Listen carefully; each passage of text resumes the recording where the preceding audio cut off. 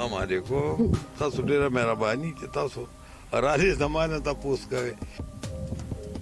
دا خو جی څنګه خو زه خو د ډیر تیات عمر یم لکه 67 year old یم.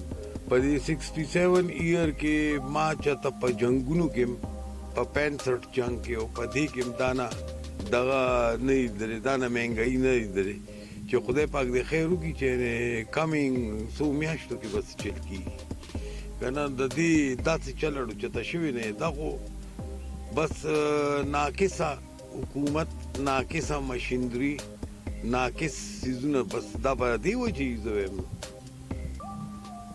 کامیابی به ویني کنه. نو پاکستان کې خود ګنټي مخ کې څه پته نه لګي کنه. فوجي حکومت یو په ګنټه کې سیاسي حکومت یو په ګنټه کې رنګ باندې خدای هیستوري زم کنه. نو د دې دغه بدای بس خلک دانه زیات خراب شوی دی چې جلسي جلوسلوم نشیت لیکنه یعنی تاسو سوچو کې ډوډۍ پسو دا بچو له دغه وړي هغه په خوانه زمانہ خو نه چې ټول روز به خلک جلسونو پسې ګرځي. خلک ډیر زیات تنگ دي خلک راوتی ځکه مهنګای د وجوم څوک جلسي جلوس نه نشیت دی. ولې دا یو د ورځې دیاړي خرابېږي وا تاسو په شپږ سو په دیاړي لګېدلي چې جلسي لړ شي نو سبا کوي. نو خبر ده چې دا ټول بخار چې کوم دی د بم غوندي او پیره په یو ځای ډس کوي کنه. نو ډیر زیات ګرانی ده. بل خبر ده چې یو ځن پاپولیشن ډیر زیات شو دی څه کنټرول نشته. یو کور کې چې کوم دوه کسان نو هغه کې نن 50 کسان دي.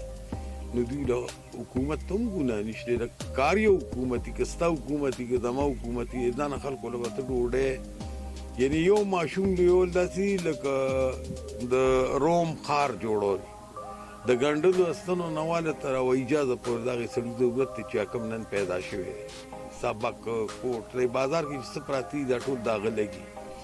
نو ډیر ګرانه دا خلک چې کوم پیدا شو دی وکړي څه د دې ایجوکیشن وسو پورا کوي د دې خوراک وسو پورا کوي د دې کورونا او شیلټر میلټر دا بوله سو پورا کوي اډو حساب کتاب نشته.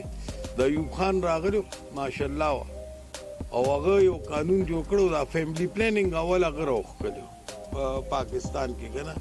نو هغه د ګولیان صاحبانو په سره پاسې دغه فیملی پلانینګ هغه وزارت ختم کړ چې دا خو اسلام کې ډېر سخت ګناه تاسو بچی پیدا کوي مسلمانان به زیات وي.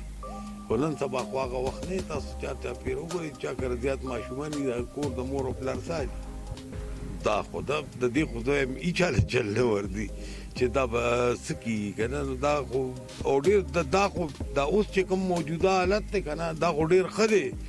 تاسو دا سوچو کې چې شپږ میاشتې پس چلی عوامو ته جدا پیغام دی چې دوی ټول را یو ځای شي او د هغه خلکو پسې لړ شي. زه تاسو ته دا نشم ویلی چې زه نیشنل ته ټول راشي هغه طرف ته لړ شي چې دوی پکې خیر او هغه ته یو ځای شي چې څوک ولې د ارزاني پیدا کړي بجلی ارزانه کړي اوړه ارزان کړي غنم ارزان کړي.